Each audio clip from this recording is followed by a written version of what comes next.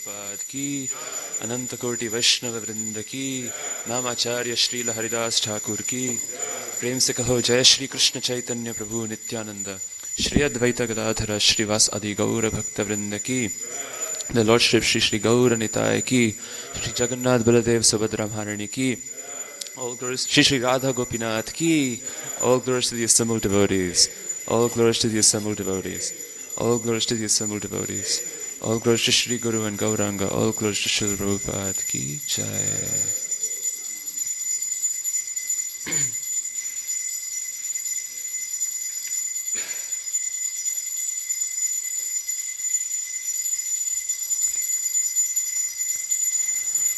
Today we are reading from Srimad Bhagavatam, Canto 4, Chapter 23, verses 1 to 3. Om Namo Bhagavate Vasudevaya.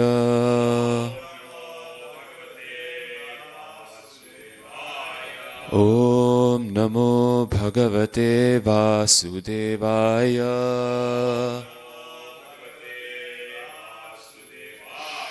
Om Namo Bhagavate Vasudevaya.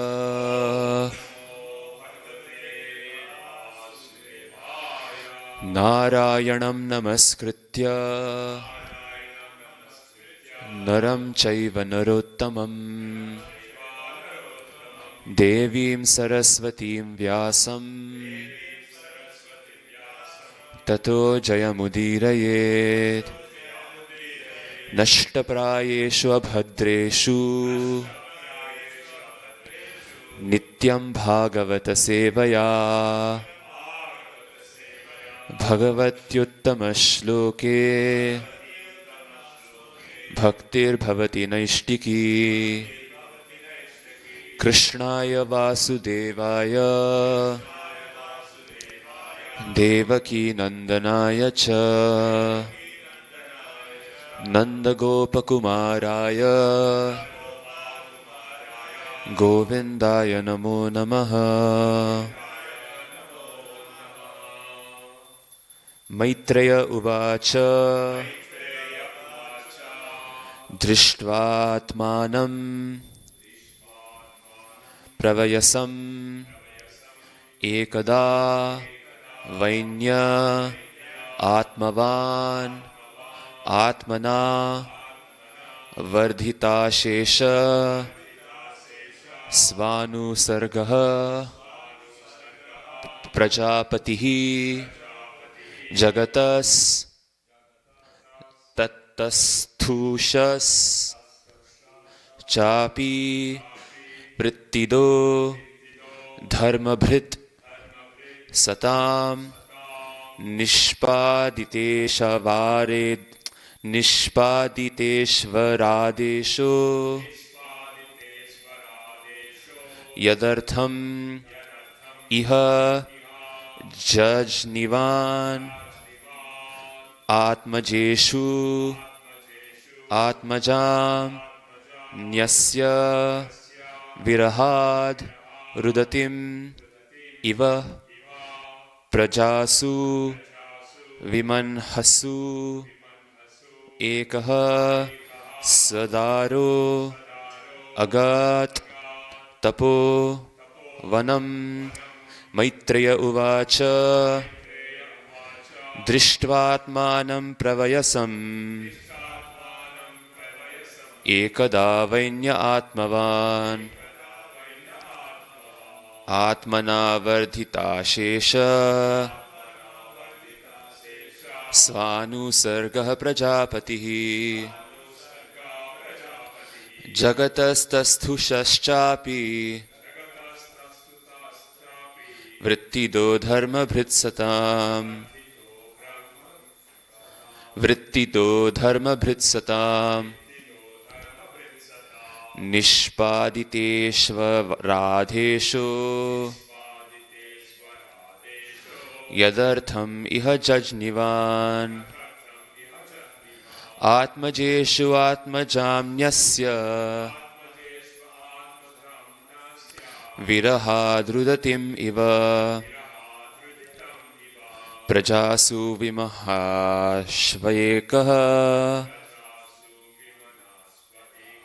Prajasu vimanasvekah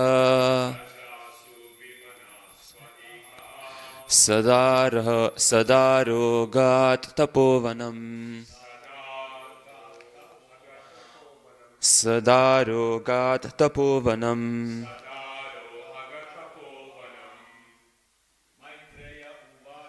Maitreya uvacha Drishtvatmanam pravayasam Ekada vainya atmavan Atmana vardhita shesha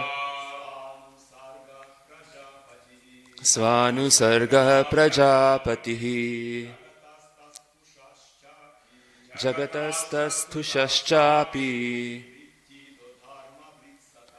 Vrittido dharma bhritsatam Nishpaditeshvaradeshu Yadartham iha jadnivan Atmajeshvatmajam yasya Virahadrudatim iva Prajasu vimanashvekah Sadarogatapovanam Maitreya uvacha Drishtvatmanam pravayasam Ekada vainya atmavan Atmana vardhita shesha Svanusarga prajapatihi Jagatastasthushaschapi Vrittido dharma bhritsatam Nishpaditeshvaradeshu Yadartham iha jajnivan Atmajeshvatmajamyasya Virahadruditam Prajasu vimanahasvekah Sadarogatapovanam Bhava Prabhu Maitreya uvacha Drishtvatmanam pravayasam Ekada vainya atmavan Atmana vardhita shesha Svanusarga prajapati Jagatastasthushaschapi Vrittido dharma bhritsata Nishpaditeshvaradeshu Yadartham iha jajnivan Atmajeshvatmajamyasya Virahadrudatim iva Prajasu vimanasvekah Sadarogatapovanam Maitreya uvacha. The sage Maitreya continued to speak. Drishtva, after seeing, Atmanam, of the body, Pravayasam, old age, Ekada, once upon a time, Vainyaha, King Pṛthu, Atmavan, fully conversant in spiritual education. Atmana, by oneself. Vardhita, increased. Ashesha, unlimitedly. Svanusargaha, creation of material opulences. Prajapatihi, a protector of citizens. Jagataha, moving. Tastushaha, not moving. Cha, also. Api, certainly. Vrittidaha, one who gives pensions. Dharma Bhrit, one who observes the religious principles. Satam, of the devotees. Nishpadita, fully executed. Ishvara, of the Supreme Personality of Godhead. Adeshaha, order. Yat artham, in coordination with him. Iha, in this world. Jadnivan, performed. Atmajeshu, unto his sons. Atmajam, the earth. Nyasya, indicating. Virahat, out of separation. Rudatim iva, just like lamenting. Prajasu, unto the citizens. Vimannahsu, unto the aggrieved. Ekaha, alone. Sadaraha, with his wife. Agat, went. Tapahavanam, in the forest where one can execute austerities. Translation and purport by His Divine Grace Srila A.C. Bhaktivedanta Swami Maharaj Srila Prabhupada Ki Jai. At the last stage of his life, when Maharaj Pṛthu saw himself getting old, that great soul, who was the king of the world, divided whatever opulence he had accumulated amongst all kinds of living entities, moving and non-moving. He arranged pensions for everyone according to religious principles, and after executing the orders of the Supreme Personality of Godhead, in complete coordination with him, he dedicated his sons onto the earth, which was considered to be his daughter. Then Maharaj Pṛthu left the presence of his citizens, who were almost lamenting and crying from feeling separation from the king, and went to the forest alone with his wife to perform austerities. Purport. Maharaj Pṛthu was one of the Shaktyavesha incarnations of the Supreme Personality of Godhead, and as such he appeared on the surface of the earth to execute the orders of the Supreme. As stated in the Bhagavad Gita, the Supreme Lord is the proprietor of all planets, and he is always anxious to see that in each and every planet, the living entities are happily living and executing their duties. As soon as there is some discrepancy in the execution of duties, the Lord appears on earth, as confirmed in the Bhagavad Gita 4.7. Yada yada hi dharmasya glanir bhavati bharata. Since there were so many discrepancies during the reign of King Vena, the Lord sent his most confidential devotee, Maharaj Pṛthu, to settle things. Therefore, after executing the orders of the Supreme Personality of Godhead and settling the affairs of the world, Maharaj Pṛthu was ready to retire. He had been exemplary in his governmental administration, and now he was to become exemplary in his retirement. He divided all his property amongst his sons and appointed them to rule the world, and then he went to the forest with his wife. It is significant in this connection that it is said that Maharaj Pṛthu retired alone and at the same time took his wife with him. According to Vedic principles, when retiring from family life, one can take his wife with him, for the husband and wife are considered to be one unit. Thus they can both combinedly perform austerities for liberation.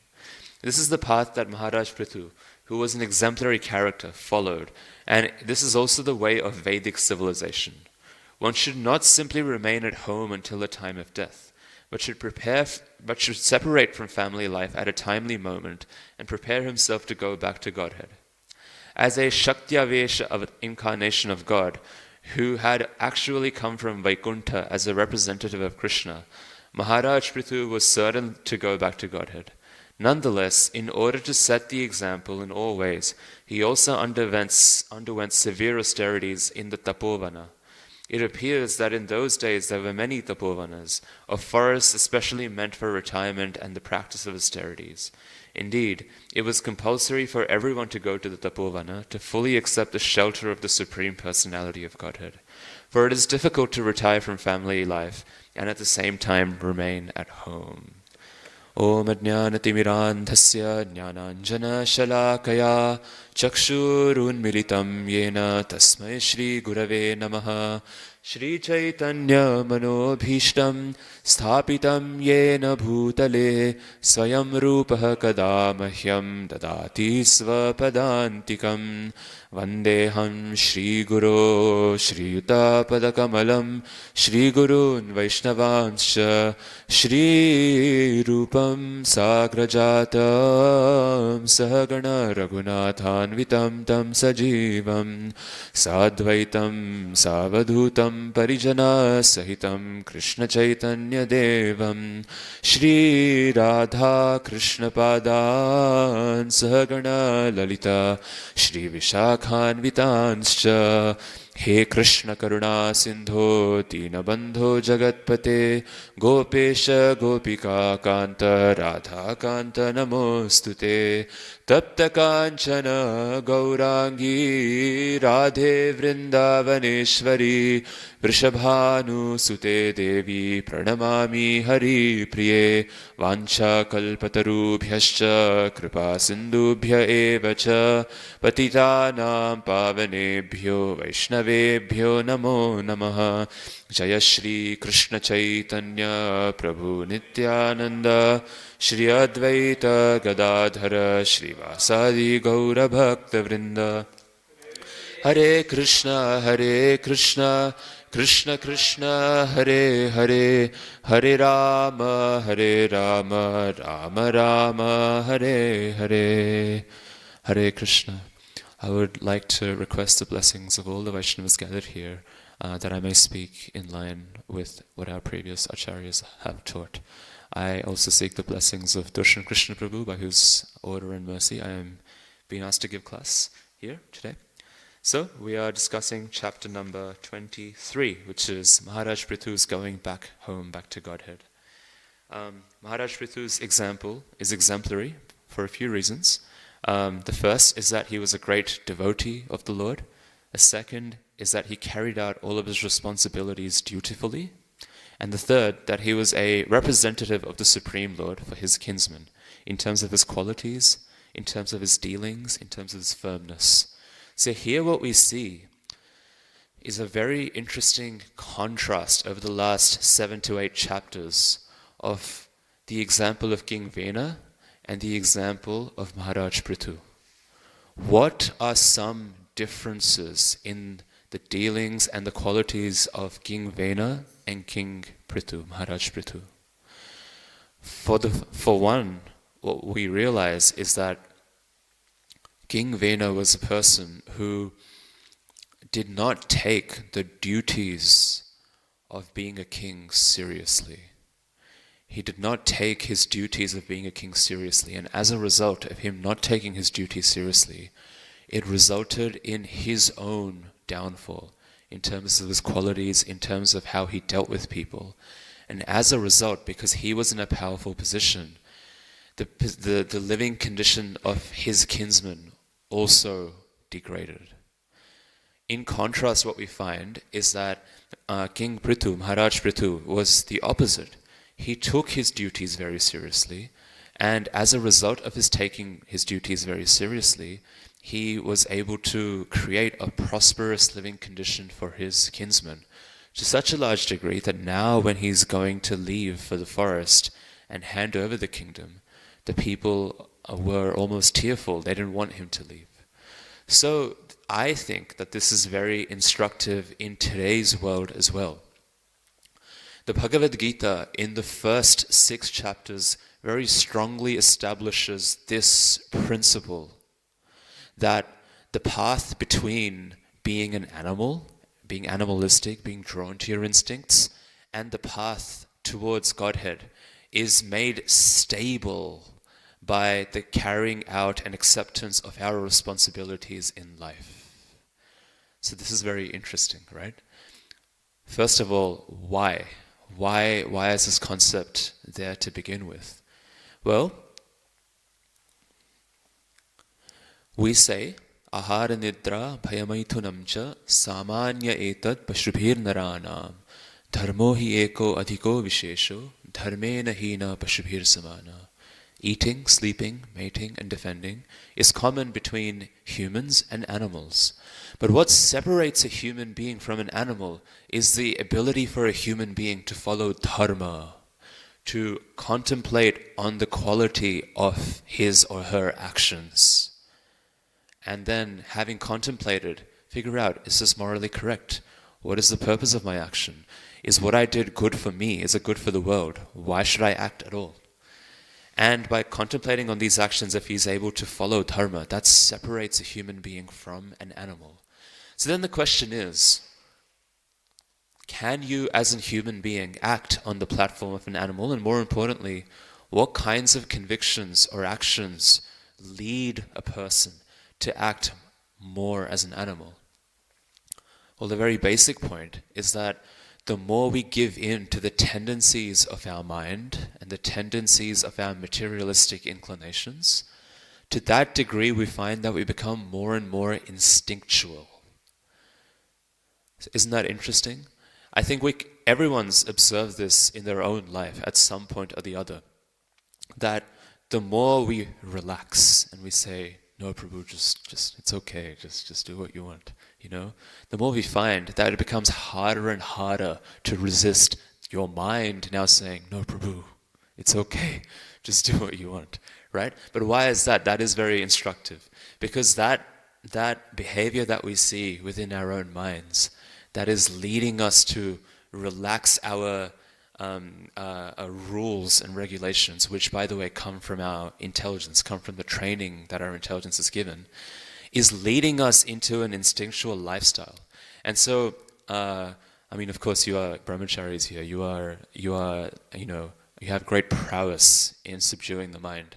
But for most of the rest of us who live, not a brahmachari lifestyle, it is often difficult to even know what the difference is between who we are, what our intelligence is, the voice of the intelligence, the voice of the mind, and just what we want. So when people wake up in the morning and check their phone, they think, I want to check my phone. When people wake up in the morning and they want to eat Weet Bix before brushing their teeth, they think, I'm just hungry, I want to eat this. I want to do it. They're not able to distinguish between the fact that what their mind wants and what they want is different, because that contemplation is simply not there. So this, by definition, means to act instinctually. I have become a slave to my instincts, and there is no difference between us acting in that way and animals acting in that way. Therefore, what you find is, I don't know if you've ever seen videos of human beings who are not raised by human beings. Has anyone ever seen that before? It's absolutely wild, and it's not metaphorically wild, it's literally wild, because the person grew up in these are children who were abandoned in the forest, right? And they basically grow up to be children who sort of walk on four legs, and they can't speak, because if you don't learn how to speak in the first 3-4 years of your life, you just never learn how to speak. So they basically growl like animals and everything. That's quite an extreme example, but you can be a very well-spoken animal also by completely being a slave to your instincts. I know I'm not saying anything new here, but just a simple idea that someone may come to us and say, you are not free to smoke, and we can say, you are not free to not smoke, right? You don't have the freedom to not do the thing that you're addicted to. So, any culture in the world, any culture at all, I'm not even saying Vedic culture, has certain rules and regulations that allow the living entity, allow the human being rather, to rise beyond the instinctual nature, right? Any culture in the world you'll see has impositions on how they can engage in different ways, whether it be how to honor food, how to there's sexual norms, there's all kinds of norms in every society. What often, we think of the indigenous populations, either in Australia, in India, in other parts of the world, as being backwards. But often what we find is, in our modern society, we're more prone to cut down trees and exploit waterways because we think that our comforts, our sense of enjoyment is worth more than all of these things. But in those indigenous cultures, often there is this idea that my action should not cause more harm than the result of my actions, right? So they don't even kill animals to eat unless, they consider it to be like a worshipable thing. I'm taking a life. This is not something I can do on a mass scale. Of course, they're still eating an animal, which is not great, but it's still better than maintaining slaughterhouses and being desensitized to where the food even comes from, right?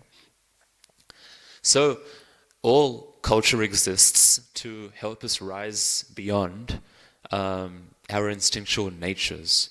And the highest form of culture is that which takes us to who we originally are. That is interesting. So dharma is the purpose of dharma, the purpose of varnashrama, the system, the purpose of yajna, all of these things that we find in Shastra, in what Maharaj Pṛthu did in the Bhagavad Gita.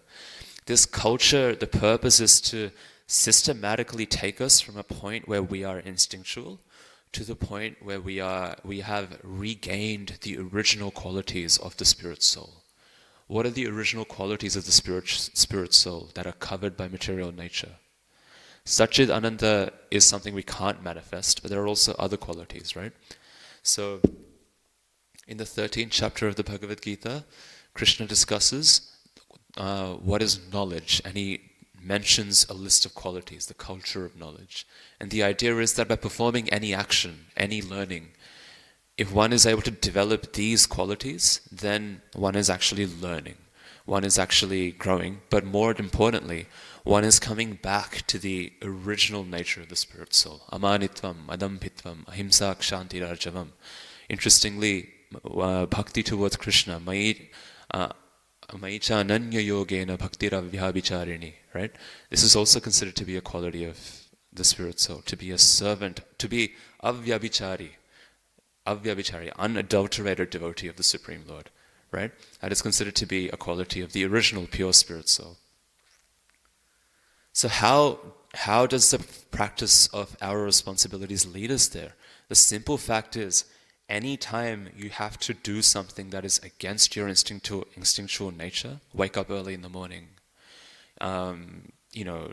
don't tell lies, always be clean, don't eat food unless it's offered to the Lord, do not kill, do not, all these kinds of things. Often these also come into yama and niyama sections of, the yoga, Ashtanga yoga, which everyone follows in that period.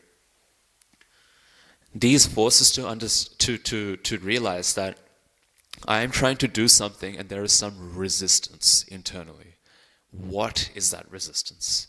And that resistance we can understand to be the mind, right? Because the intelligence is the reasoning, discriminating capacity. We can only train our intelligence. Has anyone ever seen that chariot image in the Bhagavad Gita where the soul is like, and then you've got the charioteer, you've got the reins, and then the 5 horses, which are the 5 senses. So here the charioteer is the intelligence and the reins are the mind. The soul is connected to the intelligence, right? So we can't control the mind except through the intelligence. So what we realize when we try to discipline ourselves is we find the tussle between the intelligence and the mind. A common example is you are trying to study and your mind wants to watch YouTube, so we feel these 2 voices. So those 2 voices are your intelligence and your mind. And the person observing it is the soul, right? So by doing this, we realize that, hey, I have a certain conditioning. And so by gradual practice of yoga, of yajna, of our duties in this world, every stage in life, varna and ashrama, has certain duties. In the vanaprastha stage, which is where Maharaj Pṛthu is, his duty is to give up his attachment to his kingly life and go to the forest to meditate on the Supreme Lord. But for many of the rest of us, we are either brahmacharis, we are grihasthas, right? We have our varna dharma. We also have our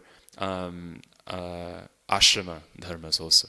So if you're a grihastha, for instance, it is your duty to get married and to have children. Why? Many people today's society is not actually based on duty and responsibility. Today's society is based on material comforts. So what we'll often find is that a lot of our laws and our ideas about what is good and bad, morality, is based on that as a principle fundamentally, right? So what we find today is, you take any topic, should people have kids, should people get married, it is based on the material comforts and the mental comforts.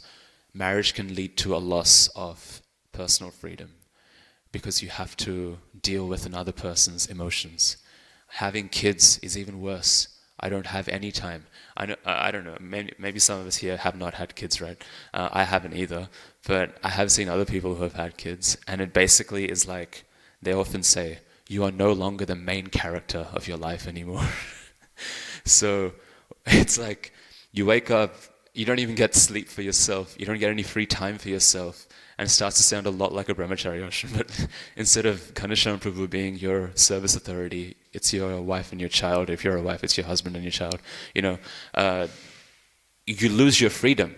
So why would Shastra recommend that you lose your freedom as a means of growth? Because by performing service to other people, one automatically learns to think less of oneself and to think more of other people. The spirit soul, being a servant of Krishna, is a servant of everyone. But when one becomes materially conditioned, one becomes self-centered. And this self-centeredness is the glue that binds the soul to the material body, right? The ego, what is the false ego? It's the glue that binds the soul to the subtle body. And so that is what keeps us in this world. And so by doing our duties, which is to whatever your ashram is, I'm giving the example of Grihastha ashram here, where by getting married and by having kids and by losing your freedom and by dedicating oneself to duty, one develops a certain intensity of practice by which, when the stage of vanaprastha finally comes, one is able to use that same intensity, or used to that intensity of service now, to dedicate it fully in the service and directly in the service of the Lord. One who does not develop this intensity in the stages of Grihastha life is not able to even understand what to do with one's time when this vanaprastha stage comes. That by itself, if that's not important enough, the idea that one doesn't transform oneself to become a servant, to think about more than oneself by performance of duties. So these duties are meant to facilitate growth. Now, Varnashrama was based on this idea that you perform your duties ultimately for the pleasure of the Supreme Lord. But for us as devotees, we often say that Varnashrama is not the highest thing. Bhakti Yoga is the highest thing. So what now? What do we do now, right? Well, the reason why the Bhagavatam is giving examples like this is because for us as devotees also, these examples of great devotees who've carried out their duties are vital for our growth.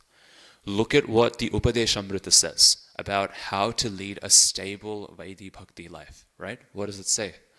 Atyahara prayashascha prajalpo niyamagraha janasangasya laulyam cha shadbhir bhaktir vinashyati. Bhakti can't be destroyed. Bhakti is spiritual. But the practice of bhakti can be interrupted. Why is the practice of bhakti interrupted? Because we haven't learned to regulate our mind through a stable material existence.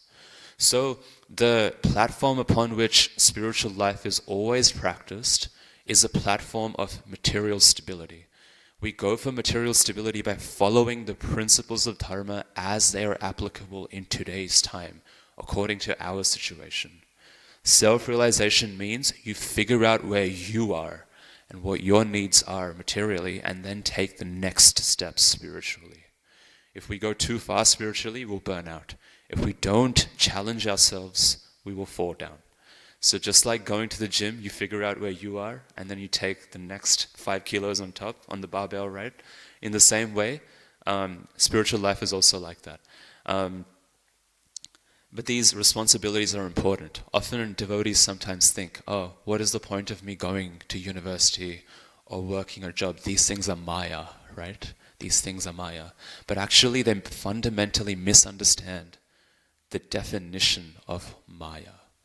Maya is defined in the 2nd canto, 9th chapter, verse number 35. Hritayartham yat pratiyeta, na pratiyeta cha atmani, tad vidyad atmano mayam, yatha bhaso yatha tamaha. So if anything in this existence is considered to be of value, but its value is seen separate from Krishna, that vision is considered to be Maya. Krishna is everywhere. You cannot turn away from Krishna. You can only think that you've turned away from Krishna, right? So the illusion is that you've turned away from Krishna. The illusion is to view something separate from Krishna, and we're very used to this illusion. And so to view your job, to view your education, to view your married life, to view taking care of your kids as Maya is to see them separate from their connection to Krishna. Doing your duty is for your growth, and you can offer the results of your effort to Krishna. That is bhakti yoga. It is not karma yoga. Karma yoga is defined differently. Bhakti yoga is defined differently. Pṛthu Mahārāja says, right? Iti pumsar pita Vishnu bhaktische navalakshana. So he says, here's the 9 limbs of devotional service, right? Shravanam, Kirtanam, Vishnu Smaran. He says all those. And then he says, Iti pumsar pita Vishnu bhaktische navalakshana. You first offer before you do the activity.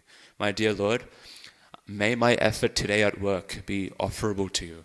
May you be pleased by my effort at work. So that means that anything that we offer to the Lord, it must be of pure quality. So then what kind of effort are we going to put in that work such that Krishna is now going to be pleased by my efforts? What kind of effort are we going to put into our family life? Like when all of us are not going to be brahmacharis, right? I'm sorry, I'm giving a class that's not brahmachari directed, but the world, like one of the best ways to preach and make more devotees is to have kids and make sure that they grow up as devotees, right? What is our retention rate, right? We're very good at bringing in new devotees. What about keeping devotees that have already been there? So we see Maharaj Pṛthu's example. By him performing his duties on behalf of the Supreme Lord, he becomes a representative of the Supreme Lord to his subordinates by his qualities, by his dealings, by his firmness. So in the 5th canto, Rishabdev, when he's instructing his children, one of the things he says is that one should not become a king, a mother, a father, a well-wisher, if one does not have the capacity to deliver those who are your subordinates, people you're supposed to be protecting. And the import of that verse is that one should be a manifestation of Krishna's love and kindness to whatever capacity one can be, which means Krishna allows people who are his subordinates, us, the freedom to explore, but he is also very firm when that freedom of exploration leads to degradation. So our responsibility when dealing with our subordinates is also the same. If we let go of our responsibilities thinking that they're material, then what example are we giving to the people that we're supposed to be, protecting? So we have certain responsibilities within a particular situation in life according to dharma, and to the extent that we're able to follow them, it leads not only to our growth, but it gives the people under us the example that by our behavior, they can have faith in the protection of the Supreme Lord, right? Often it is mentioned that people who have trouble having belief that a good God can exist are people who have had a troubled childhood. People who have not experienced the protection of their parents often have trouble believing that there is a Supreme Lord who will take care of us. So Maharaj Pṛthu, he exemplified these examples through his qualities, right? It is mentioned he was firm also. It doesn't mean that we allow everything. We have to stand up for things that we don't agree with. But I think generally what we find through Maharaj Pṛthu's example is that devotional service is stabilized, enhanced, and perfected when it is carried out on the platform of our dharma in this world. So That's all I had to cover today. Grantaraj Srimad Bhagavatam ki jai, Jagat Guru Srila Prabhupada ki jai. Does anyone have any questions or comments?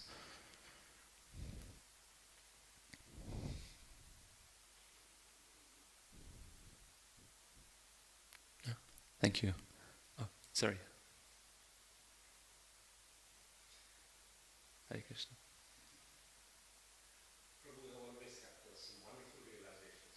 Oh, please. Please do share. Okay. Grantaraj Srimad Bhagavatam ki jai, Jagat Guru Srila Prabhupada ki jai, Shri Radha Gopinath ki jai.